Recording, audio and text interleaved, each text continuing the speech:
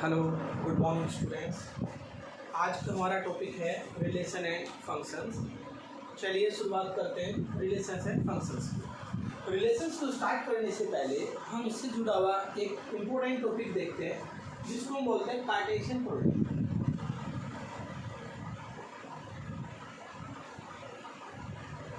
Cartesian product आपका क्या होता है भाई? आपका यानी कार्टेशियन प्रोडक्ट ऑफ सेट्स, यानी आपकी दो सेट्स होंगे, उनके बीच में हमें क्या करनी है? कार्टेशियन प्रोडक्ट आपकी फाइंड करनी है। तो हम देखते हैं let A and B be any two sets, be any two non empty sets. मान लेते हैं कि दो सेट्स हैं, ए और बी, दोनों कैसे हैं जी? आपकी नॉन एम्प्टी है। The sets of all ordered pair, the sets of all ordered pair AB, ordered pair का सेट हमको बनाना है AB का, such that A belongs to A and B belongs to B. It's called Cartesian product. आप ध्यान से देखना, आपका it is denoted by A cross B and defined as,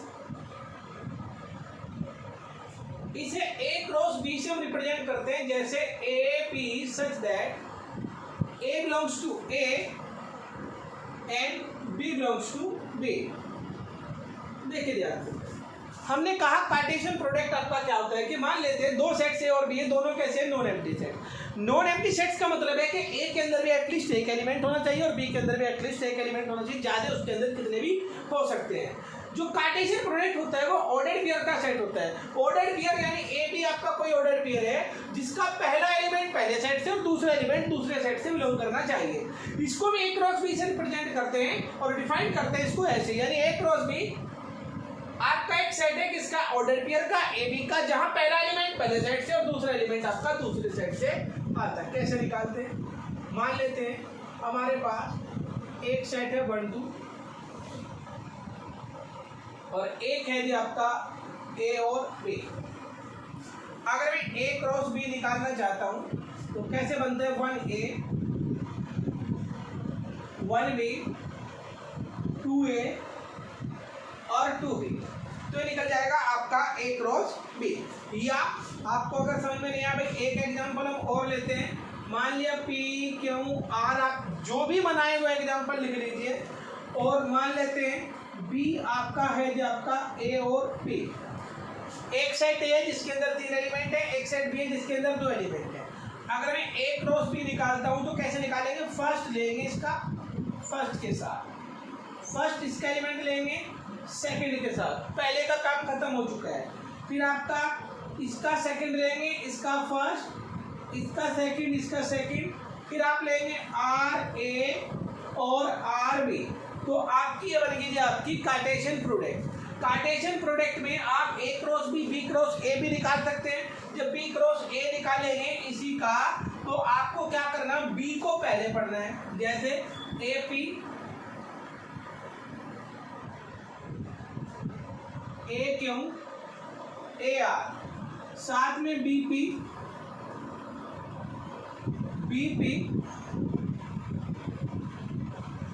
B Q और बी आर। तो आपका ये निकला है ए क्रॉस बी और ये निकला है बी क्रॉस ए। तो हम कार्टेशियन प्रोडक्ट आप देख ले ध्यान से भाई। अगर कार्टेशियन प्रोडक्ट आपको होप है कि आप समझ गए होंगे कि आपका ए और बी दो सेट है, दोनों कैसे? नॉन एम्प्टी हैं। एक ऑर्डर्ड पेयर आपका ए बी बनता है। ये ए बी आपका ऐसा होता है कि इसका पहला एलिमेंट पहले सेट के अंदर से, दूसरा एलिमेंट दूसरे सेट के अंदर से, ए क्रॉस बी से रिप्रेजेंट करते हैं। ये आपका ऑर्डर्ड पेयर जहाँ पहला पहले के अंदर से और दूसरा दूसरे के अंदर से। कैसे कार्टेशियन प्रोडक्ट निकालते हैं वो आपका देखिए, एक सेट ए एक सेट बी, फर्स्ट को फर्स्ट के साथ, फर्स्ट को सेकंड के साथ, सेकंड को फर्स्ट के साथ, सेकंड को सेकंड के साथ, ऐसे ही जितने भी आप एग्जांपल लेना चाहे इसके अंदर आपका दिखा सकते हैं भाई। तो हमारा कार्टेशियन प्रोडक्ट आपका स्टार्ट होगा तभी ये चैप्टर आपका शुरुआत हो सकती है इस चैप्टर की, क्योंकि कार्टेशियन प्रोडक्ट के बिना रिलेशन को डिफाइन नहीं किया जा सकता। इसी में आपका अगर मैं एक चीज आपको दिखाऊं यहीं पर भाई, ये देखिए, अगर मान लेते हैं इस एग्जांपल एक की बात मैं कर रहा हूं, एक आपने लिखा 1 2 और बी आपने लिखा है आपका ए और बी। अगर मैं एन ऑफ ए निकालता हूं, एन ऑफ ए का मतलब है number of element in set ए। इसका मतलब क्या है भाई, मैं एक के लिए लिख देता हूं number of elements in set A. तो n of A equal to कितना हुआ 2, n of B equal to कितना हुआ 2। ऐसे ही अगर ए क्रॉस बी के एलिमेंट निकालते हैं तो देखो आपका 1 2 3 4 कितना है जी आपका 4। आप देखिए 4 कितना है, ये है आपका 4 2 इंटू 2 अर्थात N cross A B equal to बनता है एन ए और एन बी। अगर आपको कार्टेशियन प्रोडक्ट के अंदर एलिमेंट की संख्या काउंट करनी है तो ए के एलिमेंट की संख्या को बी के एलिमेंट की संख्या से मल्टीप्लाई कर दीजिए। आप किसी में भी काउंट कर सकते हैं। देखिए इसके अंदर 3 है, अगर यहाँ चले इसके अंदर 2 है, तो आप देखिए N cross A cross B का मतलब होना चाहिए 3 इंटू 2 इक्वल टू 6, 1 2 3 4 5 6। अगर कार्टेशियन प्रोडक्ट के एलिमेंट की संख्या को काउंट करना है तो ए के सेट की संख्या इंटू बी के सेट की संख्या को आप ए के सेट की संख्या इंटू बी का सेट की संख्या कर दीजिए, ए क्रॉस बी के सेट की संख्या आपके निकल के सामने आ जाएगी। ये हुआ हमारा सबसे पहला topic Cartesian product. Cartesian product के बाद हमारा आता है, जैसे कि हमारा टॉपिक का नाम है रिलेशन, तो हम सबसे पहले लेते हैं भाई इसमें नंबर 2 पे रिलेशन। रिलेशन क्या होता है भाई, अगर आपका सिंपल से शब्दों में बात करूं, a relation R from A set A to A set B in a subset of in a subset of A cross B. मतलब ध्यान से देखना कि आर जो होता है, आर आपका एक रिलेशन कहलाता है एक से बी के अंदर, जब वो सबसेट बन जाए ए क्रॉस बी का। मीन अगर आर ए क्रॉस बी का सबसेट बन रहा है तो हम आर कहेंगे R is the relation from A set A to A set B. अगर ये है तभी आपका ये आर रिलेशन कहलाएगा ए से बी के अंदर। अगर R subset A cross B हो जाए तो आर आपका क्या कहलाता है, रिलेशन कहलाता है ए से बी के अंदर। जैसे आपका इसी में the total number of relation, the total number of the relation आपको अगर फाइंड करने हैं, अगर total number of the relation आपको फाइंड करने हैं तो कैसे फाइंड करेंगे। मान लेते हैं let A and B be two non empty sets, अर्थात इसके अंदर भी कुछ एलिमेंट होंगे, मान लेते हैं पी, और इसके अंदर भी कुछ एलिमेंट होंगे, मान लेते हैं आपका क्यू। यानी एक सेट के अंदर एलिमेंट की संख्या पी है और दूसरे सेट के अंदर एलिमेंट की संख्या कितनी है जी आपकी क्यों। तो आप ये बताइए नंबर ऑफ सबसेट कितने होंगे, आपको पता होगा नंबर ऑफ सबसेट, क्योंकि सेट्स आपने पढ़ चुके होंगे। तो number of subset of A cross B वो बनेंगे, आपको पता है ए क्रॉस बी के अंदर अगर मैं यहाँ देन अगर मैं ए क्रॉस बी निकालता हूँ तो निकलेगा पी क्यू, और जितने एलिमेंट होते हैं वो 2 की पावर में कर दे तो सबसेट्स की संख्या आ जाती है।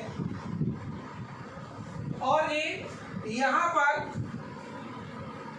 जो टोटल नंबर ऑफ रिलेशन होते हैं वो भी इतने ही होते हैं। टोटल नंबर ऑफ रिलेशन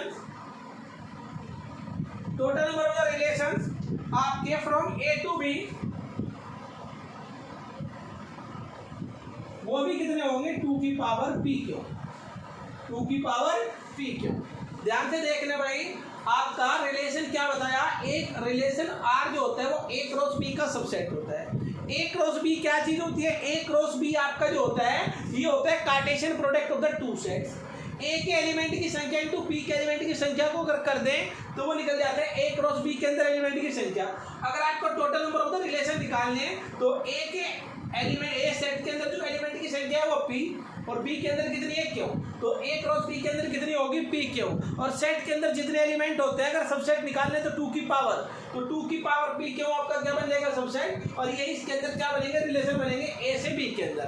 अब आपका इन रिलेशन में से दो रिलेशन होते हैं, एक एम्प्टी और एक आपका यूनिवर्सल, एक एम्प्टी और एक आपका यूनिवर्सल। जो एम्प्टी और यूनिवर्सल रिलेशंस होते हैं वो ट्राइवल आपके रिलेशन कहलाते हैं A से B के अंदर। जो आपका वॉइड रिलेशन होता है यानी एम्प्टी रिलेशन होता है जिसको हम फाई, और यूनिवर्सल रिलेशन यानी जो पूरा सेट होता है A क्रॉस B यानी कि R, ये दोनों रिलेशन आपके क्या कहलाते हैं, ये कहलाते हैं आपके ट्राइवल रिलेशन कहलाते हैं। तो दो रिलेशन आपके एक तो खुद में फाई और एक सॉरी एक तो फाई और एक खुद ये R, ट्राइवल रिलेशन आपके कहलाते हैं।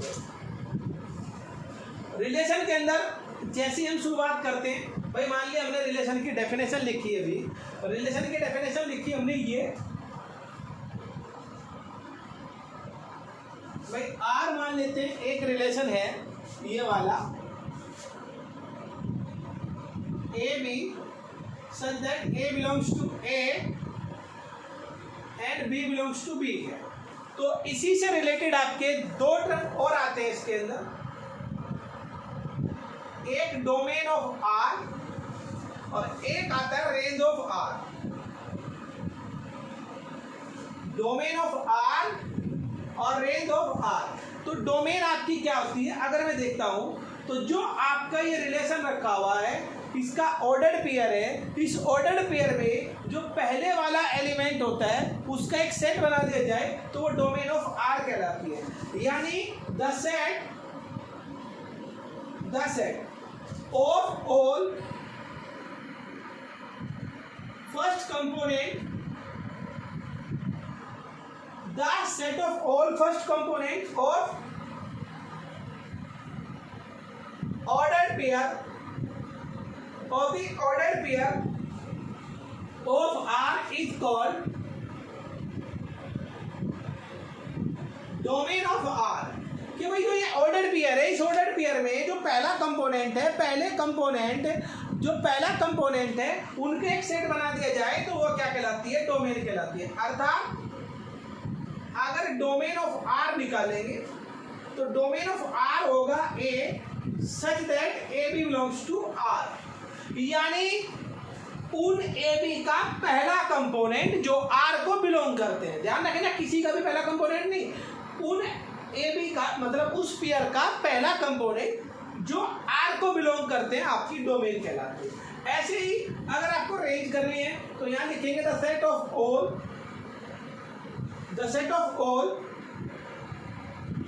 second component of the ordered pair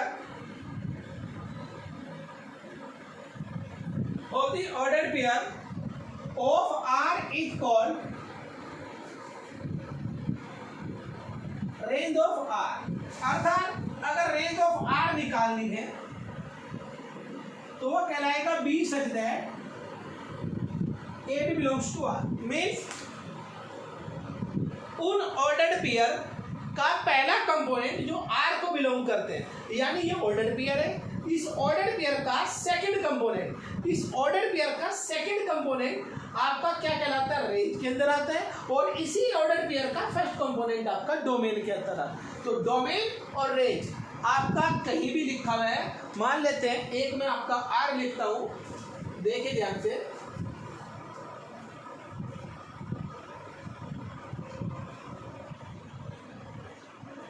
भाई मैं एक R लिख लेता हूं एग्जाम्पल के तौर पर 1 2 3 4 3 7 और ये आपका 5 9 और ये आपका ये इधर है।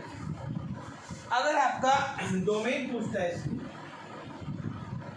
और एक पूछता है जो आपका रेंज। तो मैंने क्या बताया, जो पहला कंपोनेंट है 1, 3 और 5, 3 2 टाइम्स लिखा हुआ है तो एक ही बार लिखना है, 2 4 7 9। तो ऐसे करके इसकी रेंज भी निकाल सकते हैं और आपकी भाई डोमेन भी निकाल सकते हैं।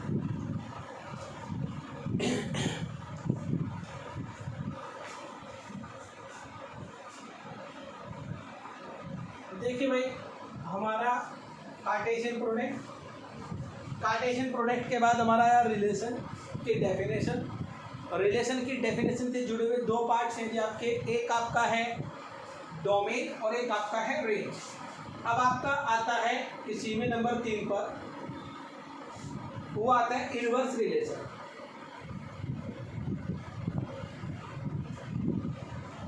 इनवर्स रिलेशंस में क्या है आप ध्यान देना, let A B two sets, A और बी दो सेट्स हैं, and R be a relation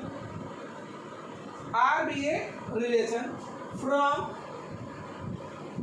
A set A to A set B.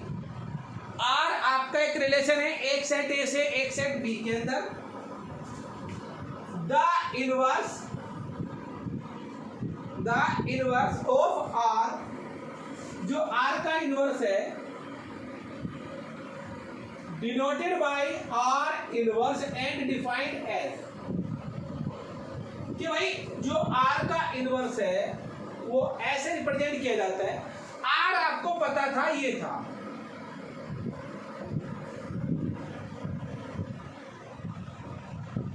Are आपको पता था ये था, ए बिलोंग्स टू ए और बी बिलोंग्स टू बी।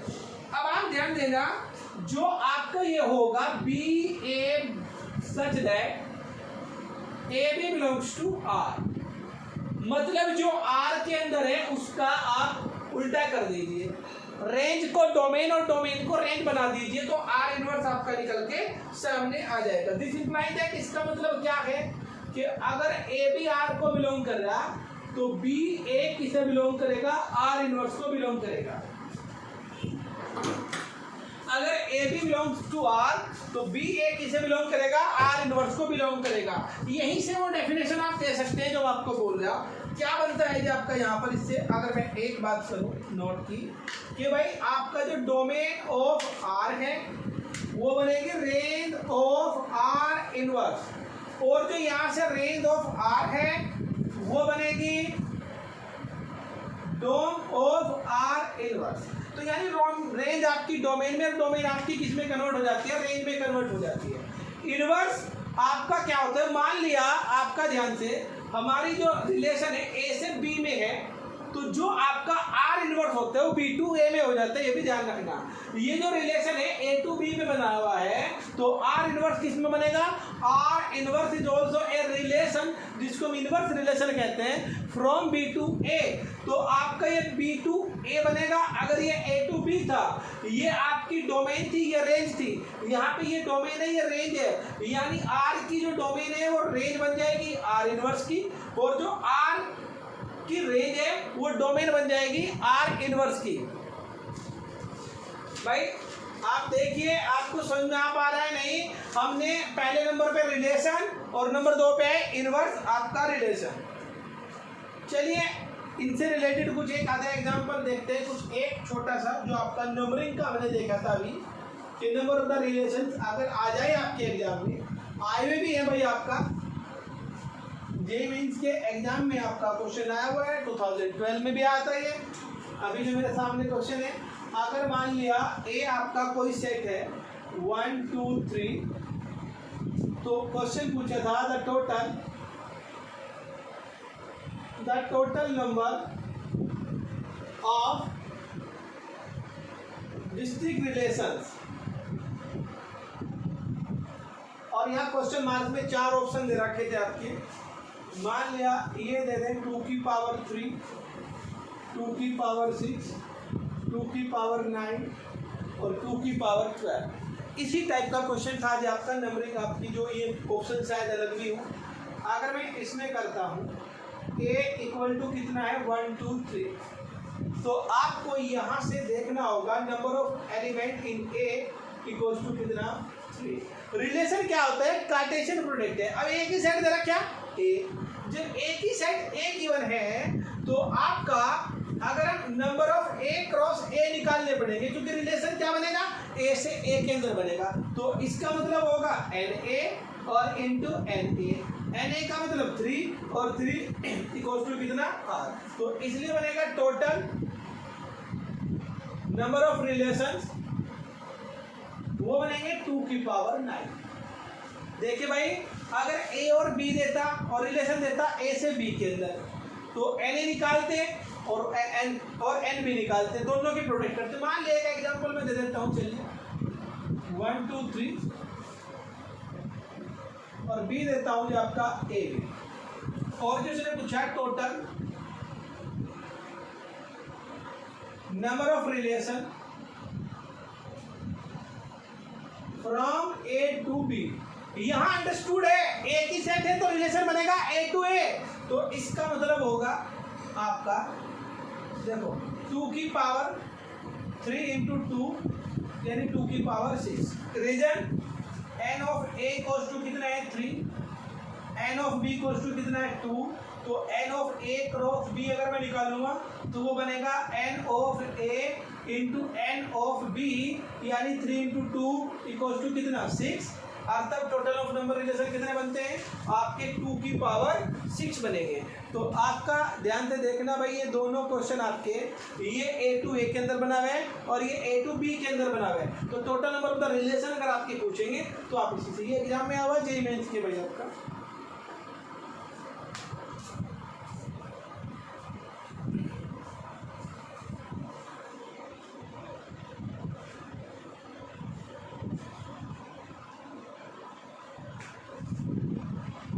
बात करते हैं थोड़ा सा, जैसे रिलेशन हमने देखा भाई, तो हम बात करेंगे type of relations. Type of relations, type of relations में नंबर 1 आता है जो आपका रिफ्लेक्सिव, नंबर 2 पर आता है जो आपका सिमेट्रिक। चलिए पहले रिफ्लेक्सिव की बात करते हैं। रिफ्लेक्सिव क्या होता है, a relation R is said to be reflexive. एक रिलेशन आर आपका रिफ्लेक्सिव कहलाता है, कब कहलाता है, जब ए किसे बिलोंग करता हो आर को। For all a belongs to A, यानी ए अगर ए को बिलोंग कर रहा है, ए का ए से रिलेशन अगर आर को बिलोंग कर रहा है, तो भाई आपका आर क्या कहलाता है, जो आपका रिफ्लेक्सिव कहलाता है। सिमेट्रिक में क्या है, a relation R is said to be symmetric if and only if. कब बिलोंग करता है, जब ए और बी किसे बिलोंग कर रहा आर को, तो बी ए भी किसे बिलोंग करना चाहिए आर को। For all a B belongs to A भी अगर आर को है तो बी भी आपका आर को बिलोंग करना चाहिए। मतलब अगर इन्हीं दोनों एग्जाम्पल के ऊपर मान लिया, मैं एक एग्जाम्पल लेता हूँ 1 2 3, तो पहले मैं कार्टेशियन प्रोडक्ट निकालूंगा, आप 2 बार लिख कर देख लीजिए, आपको पता लग जाएगा क्या बनेगी। 1 1 1 2 1 3 बनेगा 2 1 2 2 2 3 बनेगा 3 1 3 2 और 3 3, तो आपका ये ए क्रॉस आपका ए निकल गया। अगर हम इसे थोड़ा सा सही करके लिखना चाहें तो बनेगा 1 1 2 2 और 3 3 1 2 2 1 1 3 3 1 2 3 और 3 2 1 2 3 4 5 6 7 8 9 हो गए भैया। अब आप यहाँ से देखिए, आप यहाँ से देखिए भाई, क्या ये रिफ्लेक्सिव है या नहीं है। रिफ्लेक्सिव का मतलब है इसके अंदर 3 एलिमेंट थे, तो आपका ए का मतलब हुआ कि आपका 1 1 2 2 और 3 3 आर को बिलोंग करना चाहिए था। तो आपका मान लिया ये आर है, मान लेते हैं ये आर है भाई, मान लेते हैं आर लिया कोई भी, इसे एक रो से कोई आर मान लिया।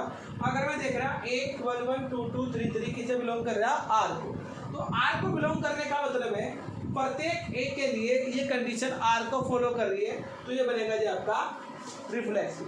सिमेट्रिक में क्या है, अगर सिमेट्रिक में देखें अगर 1 2 बिलोंग कर रहा तो भाई आपका 2 1 बिलोंग करना चाहिए। अगर आपका 1 3 बिलोंग करना तो आपका 3 1 बिलोंग करना चाहिए, तो है। अगर 1 2 है तो 2 1 है, 1 3 है तो 3 1 है, 2 3 है तो 3 2 है। तो यानी ये रिलेशन आपका सिमेट्रिक भी हो गया है। तो आपके एग्जाम्पल चलेंगे, लेकिन ये तो मैंने ऐसे ही लिखा था भाई। तो आपका ये बनेगा जी आपका सिमेट्रिक। नंबर 3 पे चलते हैं, ट्रांजिटिव। ट्रांजिटिव में क्या है भाई, या इससे बीच में एक और आता है जी आपका, पहले अगर हम सिमेट्रिक के साथ लें तो आता है anti symmetric.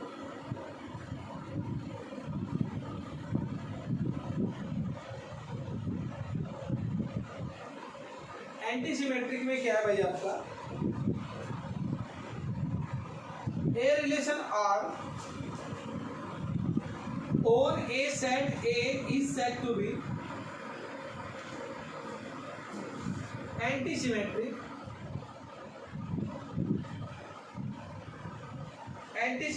if and only if A भी बिलोंग कर रहा है R को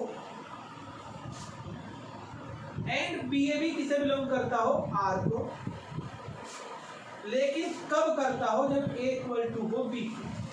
यानी ध्यान से रखना, यहाँ तो A भी बिलोंग कर रहा है R को, तो B बिलोंग कर जाना चाहिए R को, केवल इतनी बात है सिमेट्रिक। लेकिन जब A भी बिलोंग कर रहा है R को, उसी के साथ साथ B भी R को बिलोंग करे, तो ये दोनों केवल और केवल एक ही कंडीशन में बिलोंग कर सकते हैं, जब A इक्वल टू B।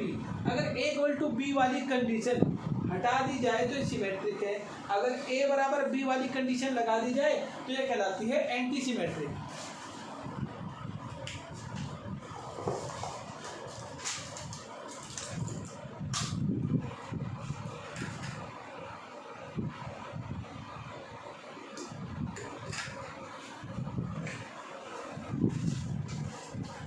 अंतर ध्यान रखना भाई, सिमेट्रिक और एंटी सिमेट्रिक।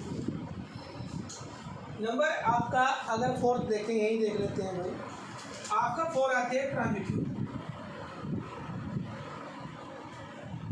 ट्रांजिटिव में वही बात है, a relation R on a set A is said to be transitive if AB belongs to R, BC belongs to R, ACB belongs to क्या हो जाए R को, for all ABC belong किसे करता हो A को। अगर ऐसा हो जाए तो वो सेट आपका क्या कहलाता है, जब आपका ट्रांजिटिव कहलाता है। तो आपका नॉर्मली क्या है, जब आपका रिफ्लेक्सिव, सिमेट्रिक और ट्रांजिटिव। एंटी सिमेट्रिक, एसिमेट्रिक, ये आपकी प्रॉपर्टीज कुछ और होती हैं, कम यूज होता है हमारे यहाँ पे, लेकिन इनका यूज कहीं ना कहीं जरूर आ जाए भाई, आपका एग्जाम में दे दे एंटी सिमेट्रिक है या सिमेट्रिक है। तो आप लोग ये चारों प्रॉपर्टीज को ध्यान से पढ़ेंगे, ताकि मिलकर जब क्वेश्चन करें तो आपको दिक्कत ना हो।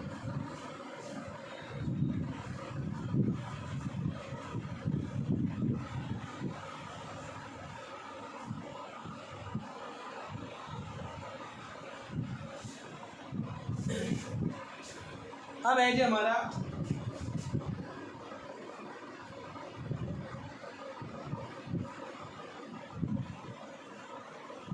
Equivalence relation. ये क्या है भाई आपका, a relation R is said to be equivalent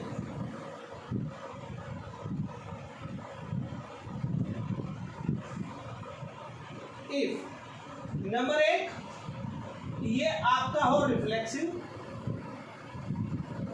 if it is reflexive. Number 2 symmetric, और नंबर 3 ट्रांजिटिव।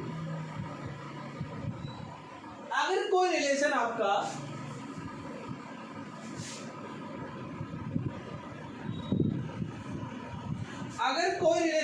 आपका रिफ्लेक्सिव भी है, सिमेट्रिक भी है और ट्रांजिटिव भी है। अगर कोई रिलेशन आपका रिफ्लेक्सिव, सिमेट्रिक एंड ट्रांजिटिव तीनों हो जाए तो वो रिलेशन आपका कहलाता है इक्विवेलेंस रिलेशन। तो जहाँ भी हमें इक्विवेलेंस रिलेशन दिखाना होगा तो उसका मतलब रिफ्लेक्सिव भी होना चाहिए, सिमेट्रिक भी होना चाहिए और ट्रांजिटिव भी आपका होना चाहिए। कुछ एक एग्जाम्पल हम इस पर सबसे पहले देखते हैं भाई, और एग्जाम्पल को ध्यान से देखेंगे आप लोग। सबसे पहला रिलेशन एग्जाम्पल है, मान लिया ये दिया द रिलेशन आर, ये है 1 1 2 2 3 3 1 2 2 3 1 3 on a set a equal to 1 2 3 a। इस टाइप के क्वेश्चन आपके पेपर में आते हैं भाई। आपका ये दिया reflexive but not symmetric. Number 2 पर दिया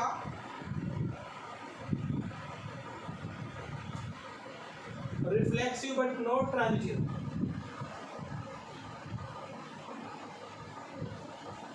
नंबर 3 पर दिया सिमेट्रिक एंड ट्रांजिटिव। और नंबर 4 पर दिया neither symmetric nor transitive. Neither symmetric nor transitive. तो भाई आप लोग ध्यान से देखना इसके। आप ये बताइए, आपका ए के अंदर 3 एलिमेंट हैं, तो 3 का मतलब है 1 1 2 2 3 3, सारे आर को बिलोंग कर रहे हैं। इसका मतलब है आर इज रिफ्लेक्सिव।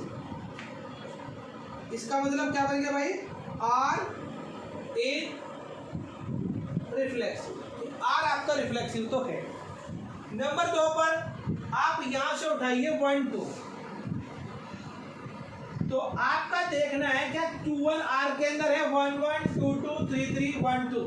2 1 आर के अंदर नहीं है, तो इसका मतलब हो गया, अगर ये नहीं है तो इसका मतलब हो गया आर इज नॉट। आप पहले देखें क्या ट्रांजिटिव आपको निकाल के देखना है या नहीं निकाल के देखना, क्योंकि हमें आंसर के अकॉर्डिंग काम करना पड़ेगा, फालतू का टाइम वेस्ट नहीं करना। रिफ्लेक्सिव बट नॉट सिमेट्रिक, ये रिफ्लेक्सिव है नॉट सिमेट्रिक, तो मेरे अनुसार आंसर ये हो जाना चाहिए क्योंकि दोनों कंडीशन मैच हो। रिफ्लेक्सिव बट नॉट ट्रांजिटिव, अब ट्रांजिटिव है या नहीं वो चेक करना पड़ेगा। सिमेट्रिक एंड ट्रांजिटिव, सिमेट्रिक तो ये है ही नहीं, तो ये आंसर कभी नहीं हो सकता। नाइदर सिमेट्रिक नॉट ट्रांजिटिव, आपका देखना पड़ेगा भाई। वैसे तो इसमें से मल्टीपल चॉइस है, एक ही आंसर होगा, तो आपका ये सही है, तो ये होना ही नहीं चाहिए बिल्कुल भी। भाई आप ये देखना, अगर आपका हो एक से ज़्यादा आंसर वाला, फिर तो हमें चेक करना पड़ेगा। जब ये रिफ्लेक्सिव है नॉट सिमेट्रिक है, तो आपका ट्रांजिटिव नॉट ट्रांजिटिव आपका होना नहीं चाहिए, नहीं ट्रांजिटिव होना चाहिए। आप देखो ट्रांजिटिव के लिए आपका कोई सा भी एलिमेंट पकड़ लीजिए, आपने पकड़ा 1 2 किधर बिलोंग कर रहा है आर, तो 2 से स्टार्ट होने वाला एलिमेंट पकड़िए। 2 से स्टार्ट होने वाला एलिमेंट है 2 2, ये भी किसे बिलोंग कर रहा है आर को, तो फर्स्ट और लास्ट मिला दीजिए 1 2 किसे बिलोंग कर रहा है आर। आप इसमें से कोई सा भी एलिमेंट उठाओगे ये इस प्रॉपर्टी को फॉलो करेगा, तो आर बन गया जी आपका ट्रांजिटिव। तो आप देखिए यहाँ ट्रांजिटिव है लेकिन सिमेट्रिक भी है, ये कंडीशन फेल होगी। यहाँ ये रिफ्लेक्सिव है लेकिन नॉट ट्रांजिटिव है, ये कंडीशन भी फेल होगी। और यहाँ ना ही तो सिमेट्रिक है और ना ही ट्रांजिटिव है, तो नॉट ट्रांजिटिव होने का मतलब नहीं है, ये भी कंडीशन फेल हो गई। तो आंसर हो गया हमारा reflexive but not symmetric.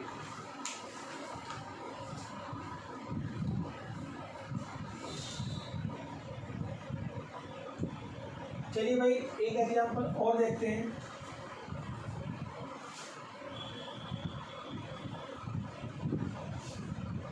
Next example हमारा है भाई, ये है the relation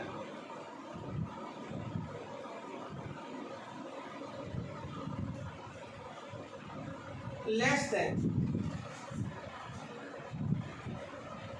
in the set of natural number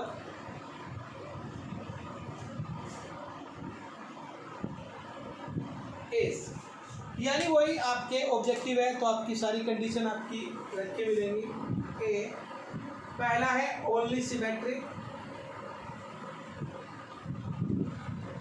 B only transitive,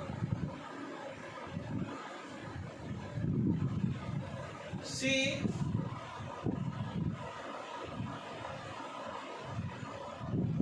reflexive,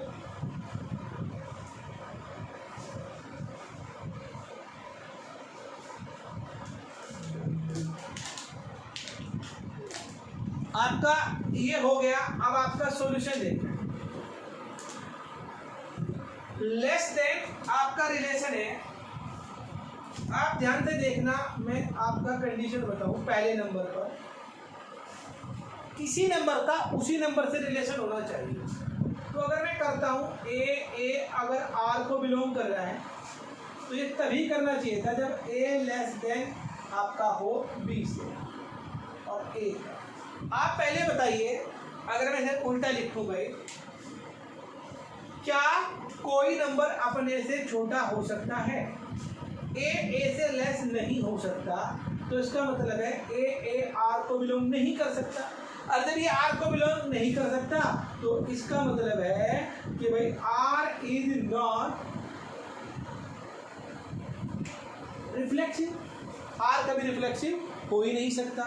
अगर नंबर 2 पे देखूं, भाई ए लेस देन बी हो सकता है, बिल्कुल, लेकिन अगर ए लेस देन बी है तो क्या बी लेस देन ए हो सकता है? Not possible. तो इसका मतलब क्या हुआ, अगर ए भी आर को बिलोंग कर रहा है तो बी ए आर को बिलोंग नहीं कर रहा। अगर बी ए आर को बिलोंग नहीं कर रहा है तो इसका मतलब है कि भाई आपका ये आपका बन गया आर इज नॉट सिमेट्रिक। होना कब चाहिए था सिमेट्रिक? अगर ये आर के अंदर है तो ये भी आर के अंदर होना चाहिए था। नंबर 3, अगर ए लेस देन बी है, बी लेस देन सी है, तो दिस इम्प्लाइज दैट ए आपका लेस देन सी होगा ही होगा। आपको अगर नहीं पता लग रहा, A less than B first equation, B less than second equation, first और सेकंड से ले देखो तो ए लेस बी है और बी लेस सी है। तो जब ए लेस बी और बी लेस सी, तो यहाँ से रिलेशन बनेगा ए लेस सी, और ए लेस सी बनने का मतलब हुआ कि अगर ए बी किसे बिलोंग कर रहा आर को, बी सी किसे बिलोंग कर रहा आर को, तो ए सी किसे बिलोंग कर रहा आर को, तो ये क्या बन गया आपका ट्रांजिटिव बन गया। तो आपका आंसर से चेक कर लीजिए भाई, क्या कि भाई ये रिफ्लेक्सिव नहीं है, सिमेट्रिक नहीं है, ट्रांजिटिव है, तो इसका आंसर आ जाएगा बी। तो इस टाइप के क्वेश्चन जब भी आप करेंगे, आपको रिफ्लेक्सिव, सिमेट्रिक और ट्रांजिटिव की डेफिनेशन क्लियर होनी चाहिए कि रिफ्लेक्सिव दिखाने के लिए क्या करना, सिमेट्रिक दिखाने के लिए क्या करना, ट्रांजिटिव दिखाने के लिए क्या करना है। चलते हैं एक आधा एग्जाम्पल और देखते हैं भाई। अगर ये तीनों कंडीशन फॉलो कर जाए तो फिर ये कहलाता है आपका इक्विवेलेंस रिलेशन। देखते हैं कोई एग्जाम्पल और आपका हमारा मिलता है तो।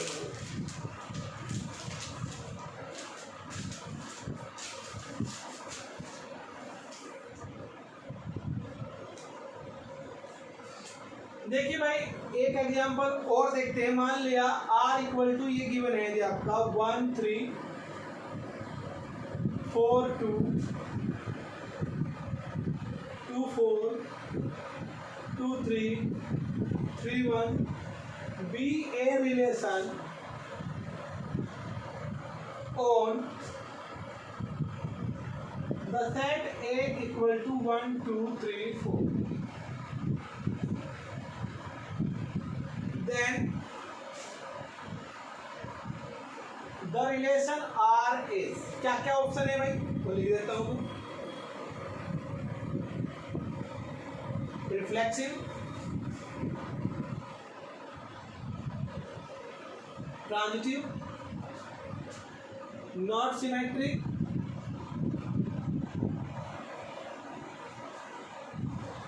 डी है ए फंक्शन। फंक्शन हमने देखा नहीं अभी, कोई नेक्स्ट टॉपिक में हम देखेंगे भाई, नेक्स्ट जो आपका लेक्चर होगा। आप आइए, रिफ्लेक्सिव का मतलब क्या था? 1 1 2 2 3 3 4 4 आर को बिलोंग करना चाहिए, ना इसमें 1 1 है, ना 2 2 है, ना 3 3 है, ना 4 4 है, नहीं बिलोंग कर रहा, तो ये बन गया नॉट रिफ्लेक्सिव।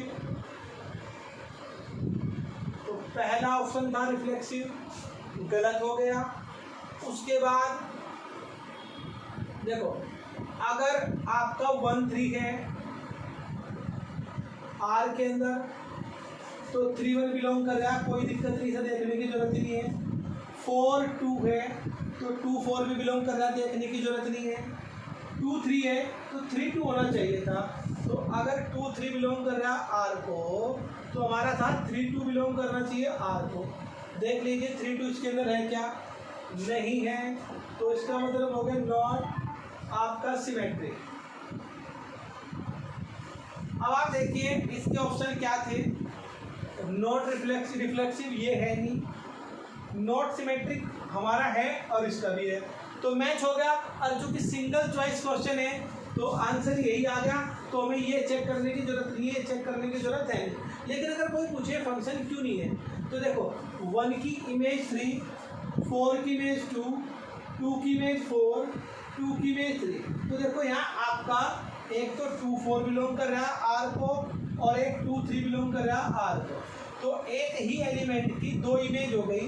तो एक एलिमेंट की 2 इमेज केवल फंक्शन के अंदर नहीं हो सकती, रिलेशन में तो हो सकता है। फंक्शन क्या तो रूल होता है, जब आप डेफिनेशन पढ़ लोगे तो फंक्शन की डेफिनेशन ही क्या होती है कि एक एलिमेंट की यूनिक इमेज होनी चाहिए। यहाँ 2 की 2 इमेज होगी 3 और 4, तो ये फंक्शन भी नहीं हो सकता। ट्रांजिटिव ये हो जाएगा या नहीं हो जाएगा तो आप चेक करके देख लेंगे, क्योंकि हमारा आंसर अगर पता लग गया नॉट सिमेट्रिक, तो हमें ट्रांजिटिव में जाने की जरूरत है नहीं, आंसर अगर एक है। हाँ, अगर ये मल्टी चॉइस क्वेश्चन होता, मल्टी आंसर क्वेश्चन होता, तो फिर हमें ट्रांजिटिव भी देखना पड़ता, क्या पता दोनों आंसर हो जाते हैं बी और सी आपका। सिंगल चॉइस में जो आपका आंसर मैच करते हैं वही छोड़ दीजिए, बाकी की चेक करने की जरूरत होती है।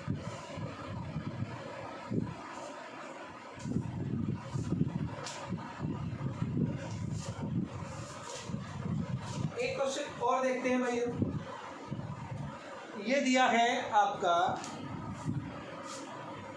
A relate to B such that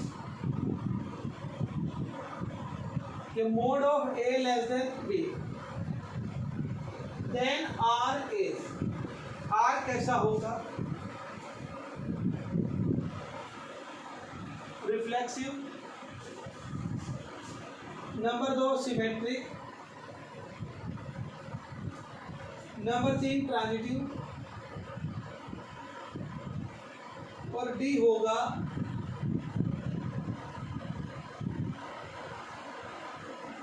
equivalence. तो भाई वही तरीका है आपका। अगर मैं पहले लूँ रिफ्लेक्सिव की बात करूँ, या सीधा सा लिखें आपका, चलिए रिफ्लेक्सिव के लिए देखते हैं है या नहीं। नंबर 2 पर आपका सिमेट्रिक, और नंबर 3 पर है जो आपका ट्रांजिटिव। देखिए भाई, इसका मतलब क्या होता है कि ए बिलोंग करना चाहिए आर को, अगर है तो ये यस, अदरवाइज नो। हम देखते हैं कि अगर मैं ये कह रहा कि ए रिलेट टू ए, तो दिस इंप्लाइज दैट ए का mod less than equal to a होना चाहिए। तो आप मुझे बताइए, क्या ए का मोड लेस देन ए हो सकता है? ए का मोड क्या लेस देन इक्वल टू ए हो सकता है? भाई आप ये बताइए, आपका ए का mod less than equal to a होगा या नहीं होगा? भाई कोई नंबर अपने से छोटा कैसे हो सकता है? मान लिया आपने ये लिया 3 3, तो 3 का mod less than equal to 3, चलो इक्वल तो हो गया, लेकिन ये लेस कैसे होगा? लेस कभी हो ही नहीं सकता, और जब लेस नहीं हो सकता तो इसका मतलब है ए का मोड इतना, तो दिस इंप्लाइज है R is not reflexive. Symmetric में है अगर A का मोड लेस देन B है, अगर A का मोड लेस देन B है तो किसी भी कंडीशन में B का मोड लेस देन A नहीं होगा। तो इसका मतलब हुआ अगर A भी बिलोंग कर रहा है R को तो B A R को बिलोंग नहीं करेगा, और नहीं करेगा तो R इज नॉट सिमेट्रिक, तो R सिमेट्रिक भी नहीं। अब देखो आंसर तो मैं पता लग गया, ना तो रिफ्लेक्सिव है ना सिमेट्रिक है, तो ट्रांजिटिव तो होगा ही होगा। क्यों? इक्विवेलेंस कब होता? जब ये सारी प्रॉपर्टी होती। तो केवल एक ऑप्शन बचा है ट्रांजिटिव, आंसर तो वहीं से बता देंगे। लेकिन चलो जी हम देखते हैं ए का मोड लेस देन बी, यानी इसका मतलब हुआ ए रिलेट टू बी का, इसका मतलब ये है। अब हम यहाँ कह रहे हैं बी का मोड लेस देन सी, इसका मतलब हुआ बी रिलेट टू सी। अब आप यहाँ से देखिए ए का मोड लेस देन बी, और बी हमेशा बी के मोड से होता ही होता है, और सी तो पहला और लास्ट का जरूर मिलेगा, यानी ए का मोड लेस देन मिलेगा सी से। और जब ये मिल गया तो इसका मतलब है ए रिलेट टू सी आपका हो चुका है, और हो चुका है तो ये क्या बनेगा जी आपका ट्रांजिटिव। तो आपका आंसर क्या आ गया? मैं आपको पहले बता चुका हूँ, जब ये रिफ्लेक्सिव नहीं है, ये सिमेट्रिक नहीं है, तो ट्रांजिटिव चेक करने की जरूरत नहीं है एग्जाम में जाके। हमें दो आंसर पता लग गए गलत है, और जब ये दोनों गलत है ये कभी हो नहीं सकता, और जब ये कभी हो नहीं सकता तो इसको होना पड़ेगा, क्योंकि चार में से एक तो आंसर होगा ही होगा भाई। ना तो ये सिमेट्रिक है ना रिफ्लेक्सिव है। जब ये सिमेट्रिक और रिफ्लेक्सिव नहीं है तो इक्विवेलेंस कभी बनने का ही नहीं, तो ना ये आंसर ना ये आंसर, ये कभी हो नहीं सकता, तो आंसर आ जाएगा सी।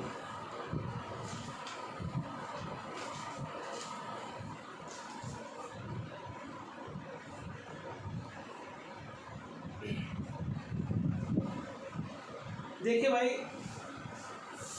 आप इनके ऊपर आप क्वेश्चन करके देखेंगे, तो जो आपकी प्रॉब्लम है आप मुझे शेयर कर सकते हैं।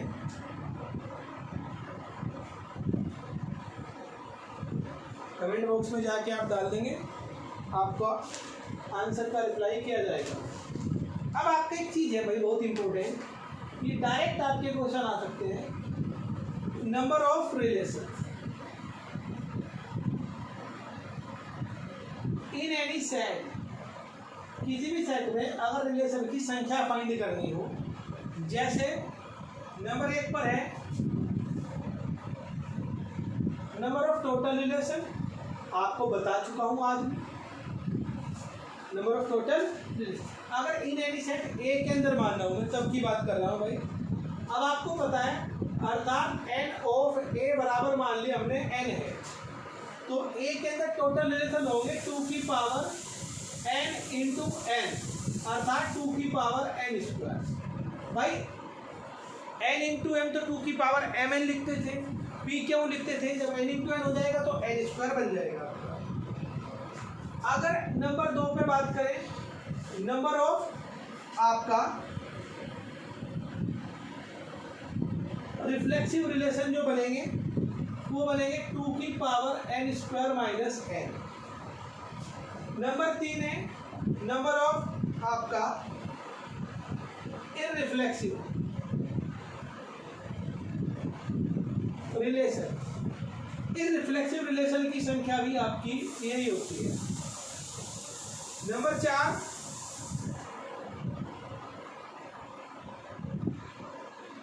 सिमेट्रिक रिलेशन, ये होते हैं 2 की पावर समेशन n। और रिलेशन ऑफ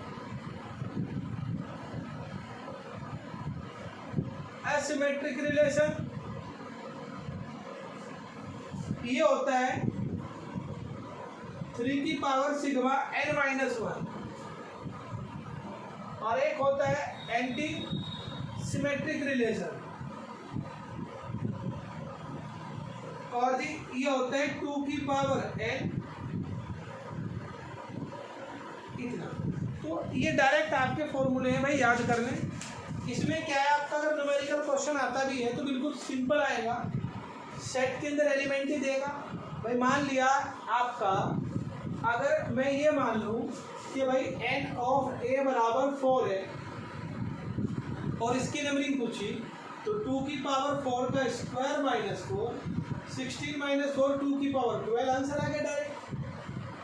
मान लिया इसकी पूछेगा तो आपका समेशन 4 निकाल लेंगे, समेशन 4 जितना भी होगा आप चेक कर ले भाई। तो आपका ये आपके इस टाइप के क्वेश्चन डायरेक्ट पूछे जा सकते हैं, तो डायरेक्ट आपको करने भी आंसर सिर्फ और सिर्फ फॉर्मूला याद हो इसमें। अरे खुद भी अपने आप में क्वेश्चन है आपका, ये खुद ही पूछ लेंगे number of the reflexive relation 2 की पावर n, 2 की पावर n स्क्वायर, 2 की पावर n माइनस n, या नन ऑफ दीज इस टाइप के क्वेश्चन आपका वो बना दें। तो भाई आज आप लोग ये जो टॉपिक है आपका रिलेशन, इसको जाके आज ट्राई करेंगे, इसमें देखेंगे क्वेश्चंस आपके जो रुकते हैं आप मुझे भेज देंगे, और आप YouTube चैनल जो है भाई उसको सब्सक्राइब कर ले और उसके कमेंट बॉक्स में जाके आप क्वेश्चन डाल दें अगर आपको कोई प्रॉब्लम आती है। थैंक यू भाई, नेक्स्ट लेक्चर में मिलेंगे आपसे।